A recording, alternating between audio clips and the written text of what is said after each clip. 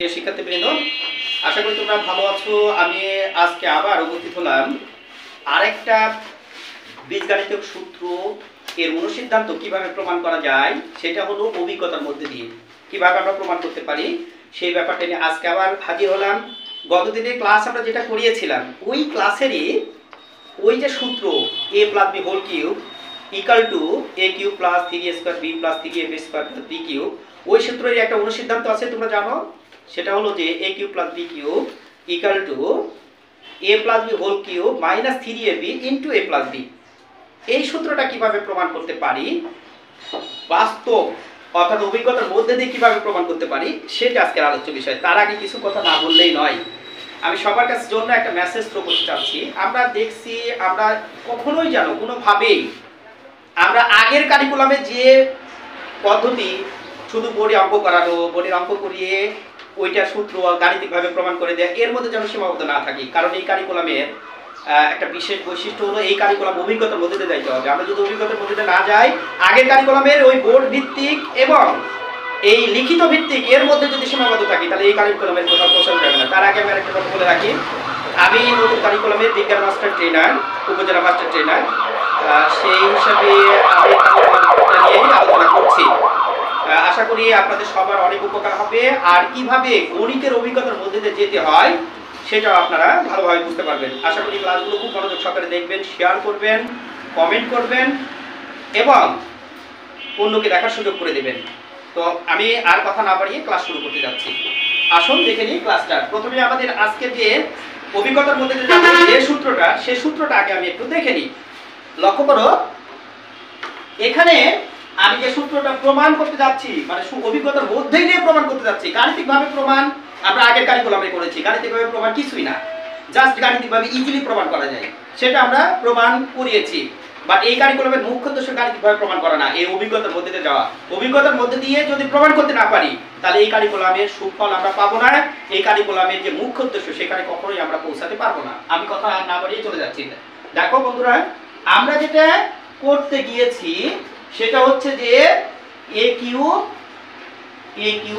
Plus b cube, এই অনুসিদ্ধান্তটা আমরা অভিজ্ঞতার মাধ্যমে কোথা থেকে আসলো আমরা জানি, আয়তাকার ঘনবস্তু বা যে কোনো ঘনের সদৃশ বস্তুর আয়তন থেকে আসলে এই সূত্রটা এসেছে, সেটা আমরা প্রমাণ করার চেষ্টা করেছি।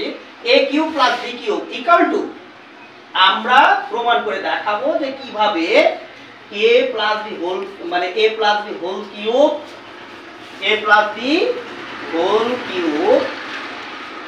Minus 3ab into a plus b এইটার সমান কি করে হয়, আসলে এইটাই আজকে অভিজ্ঞতার মাধ্যমে আমরা প্রমাণ করতে চেষ্টা করব। প্রিয় শিক্ষার্থী বন্ধুরা, তোমরা লক্ষ্য করো, আমি a cube plus b cube এটাতে আসলে কি বোঝানো হয়েছে। প্রথমে আমি এই বাম পক্ষটা বোঝার চেষ্টা করি, a cube plus b cube. প্রিয় বন্ধুরা, তোমরা লক্ষ্য করো, এটা একটা আয়তাকার ঘনবস্তু। আমি ঘনবস্তু চতুর্দিক দিয়ে আমি ফাঁকা রেখেছি তোমাদের বোঝার সুবিধার জন্য। এর বাইরে দিয়ে যদি আমি কাগজ মেরে দিতাম তাহলে ভিতর অংশগুলো দেখা যেত না, তাহলে আমি এই অভিজ্ঞতার মধ্যে খুব ভালো যেতে পারতাম না, বুঝতে পারতাম না। এই কারণে আসলে এই পার্শ্বগুলো ফাঁকা রেখেছি। আসি, আমরা দেখতে পাচ্ছি যে এই শেপের, বন্ধুরা লক্ষ্য করো, এই শেপে আমরা দেখতে পাচ্ছি এই অংশটা এটা হলো a এর সমান, এই অংশটা হলো b এর সমান। আমরা আবার লক্ষ্য করি, এই অংশটা হলো b এর সমান, এই অংশটা হলো a এর সমান। আমরা যদি লক্ষ্য করে দেখি, এবার এই বাহুটা তুমি লক্ষ্য করো, এখানে দেখো এই যে ঘনক সদৃশ, এই যে ছোট্ট একটা ঘনক রয়েছে, এই ঘনকের দেখো এই বাহু a এর সমান, এই বাহু a এর সমান, এই বাহুটাও a এর সমান, প্রত্যেকটা বাহু a এর সমান। তার মানে কি, এটা সুষম ঘন বস্তু বা যেটাকে আমরা বলে থাকি ঘনক। এখন আসো, এই ঘনকের এই অংশটুকুর আয়তন বের করতে হলে আমাকে কি করতে হবে, এই অংশটুকু যদি আয়তন বের করি, বন্ধুরা লক্ষ্য করো, তাহলে আমাকে কি করতে হবে, a গুণন a, তার মানে দৈর্ঘ্য, এটাকে যদি দৈর্ঘ্য বিবেচনা করি, দৈর্ঘ্য গুণ প্রস্থ গুণ উচ্চতা, এটাও a এটাও a এটাও a। আয়তন সমান আমরা জানি, গত ক্লাসে তোমরা দেখেছো দৈর্ঘ্য গুণ প্রস্থ গুণ উচ্চতা, তাহলে a গুণন a। তাহলে এখানে কি হবে, a কিউব, আসলে এটা বের করা হয়েছে। এই যে দেখতে পাচ্ছ বন্ধুরা, এটা হলো a কিউব। a কিউব মানে কি, তাহলে কি বুঝতে পারলে, a কিউব মানে হচ্ছে এই যে এতগুলো ঘনক আছে বা আয়তাকার ঘনবস্তু আছে, তার মধ্যে এই যে ছোট্ট একটা ঘনক আছে, এই ঘনকের আয়তন বোঝানো হচ্ছে plus B cube. B cube কোনটা একটু দেখে নিই। এখানে যতগুলো ঘনক আছে তার মধ্যে তুমি লক্ষ্য করো, তোমরা একটু লক্ষ্য করে দেখো, এই ঘনকটা প্রত্যেকটা বাহু সমান। সমান কার সমান? একটু আরেকটু ভালো করে লক্ষ্য করলে দেখতে পাবেন যে এই যে এই বাহুটা বি এর সমান, এই বাহুটাও বি এর সমান, এই বাহুটাও বি এর সমান, প্রত্যেকটা বাহুটা বি এর সমান, এটাও বি এর সমান, সবগুলো বি এর সমান। তার মানে কি এটা আরেকটা ঘনক সদৃশ বস্তু যা প্রত্যেকটা বাহুর দৈর্ঘ্য হচ্ছে বি এর সমান। তাহলে এর আয়তন কত হবে? তাহলে আগের মতোই দৈর্ঘ্য গুণ প্রস্থ গুণ উচ্চতা। তাহলে দৈর্ঘ্য কত বি, প্রস্থ কত বি, উচ্চতা কত বি, তাহলে এর আয়তন কত হবে? এই বড় যে ঘনক সদৃশ বস্তু আছে তার আয়তন হবে তাহলে বি গুণন বি গুণন B equal to B cube. তাহলে আসলে এই অংশটাতে কি বোঝানো হচ্ছে? তাহলে খেয়াল করে দেখো, নিশ্চয়ই এখন বুঝতে পেরেছো যে এই অংশ দিয়ে অরিজিনালি এই যে ঘনক, এই ঘনকের আয়তন যোগ এই যে ছোট্ট ঘনক, এই ঘনকের আয়তনের যোগফল বা সমষ্টি বোঝাচ্ছে। আমরা এইটা সমান, এইটা কেন লেখা যাবে, বাস্তবে আমরা এই শেপ থেকে সেটা বোঝার চেষ্টা করব, অভিজ্ঞতার মধ্যে দিয়ে যাব। শিক্ষার্থী বন্ধুরা আরেকবার ফলো করো তোমরা। এখন আমরা যদি লক্ষ্য করি এই পুরা ঘনকটা, এই যে বড় ঘনক, এই বড় ঘনকের এক এক বাহুর দৈর্ঘ্য কত সেটা আমি একটু বের করে নিই। দেখো এই বাহুর দৈর্ঘ্য হলো এ, নিশ্চয়ই দেখতে পাচ্ছ। এই বাহুর দৈর্ঘ্যটা কি? বি, নিশ্চয়ই দেখতে পাচ্ছ। তাহলে এটাও এ, এটাও বি।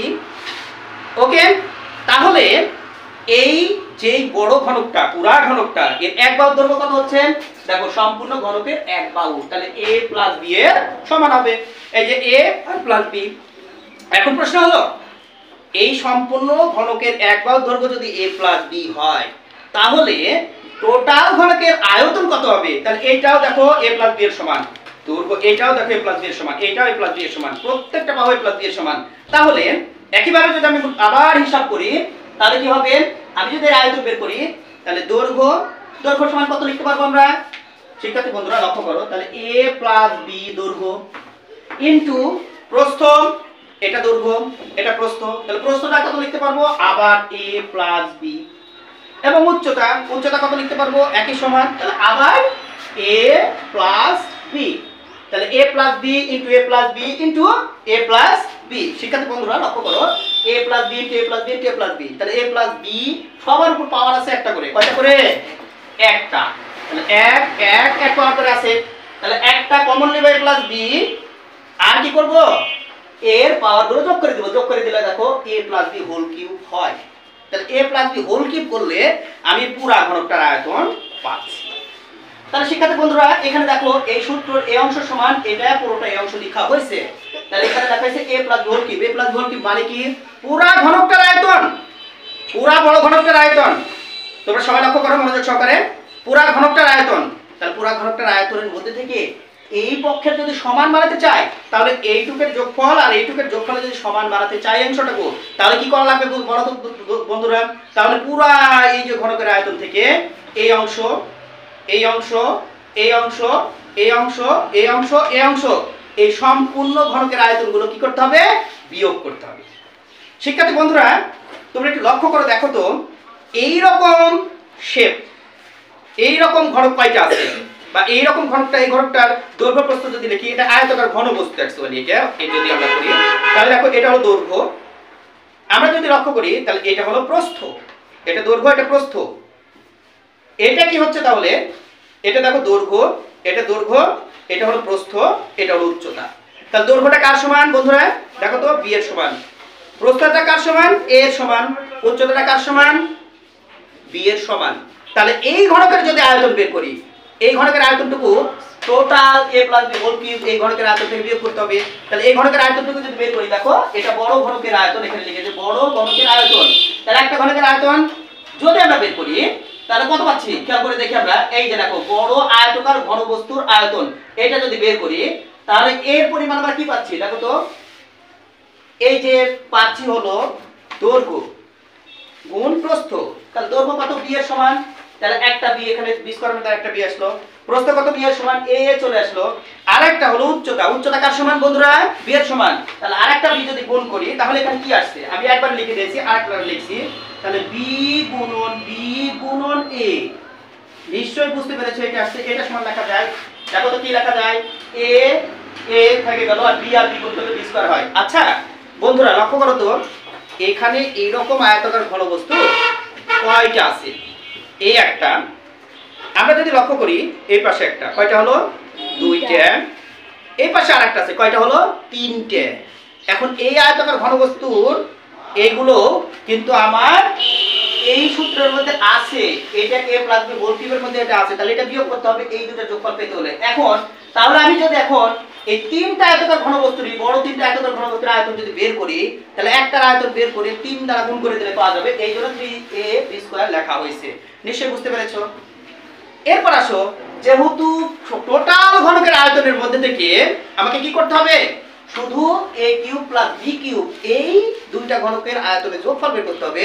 তাহলে অবশ্যই a + b হোল কিউব পুরা ঘনকের আয়তন থেকে এই বড় আয়তাকার ঘনবস্তুর আয়তন বিয়োগ করতে হবে। তাই এখানে বিয়োগ দিয়ে 3ab² লেখা হয়েছে। এখন শিক্ষার্থীরা লক্ষ্য করো, পুরা ঘনকের আয়তন থেকে এই আয়তাকার যে ঘনবস্তু, বড় যে আয়তাকার ঘনবস্তু আছে তার যদি আয়তন বিয়োগ করে দিও তিনটারই, তারপরেও কিন্তু এই পক্ষের সমান হবে না। কেন না? তুমি দেখো এই ঘনক আর এই ঘনক ছাড়া এরকম ছোট আরো আয়তাকার ঘন বস্তু আছে, তাহলে এর আয়তন আবার বের করা লাগবে। এইবার আসো, ছোট আয়তাকার ঘন বস্তুর আয়তনটা যদি তোমরা খেয়াল করো, এখানে লক্ষ্য করো, এর দৈর্ঘ্য কত? বি এর সমান, প্রস্থ কত? a এর সমান, উচ্চতা কত? a এর সমান। তাহলে এই আয়তন, এই আয়তাকার ঘনবস্তুটার আয়তন তাহলে কত হবে? দেখো ছোট আয়তাকার ঘনবস্তুটার আয়তন হচ্ছে a²b। কিভাবে স্কয়ার b হলো একটু দেখে নিই। আসলে দৈর্ঘ্য ছিল a, প্রস্থ ছিল a, উচ্চতা ছিল b এর সমান।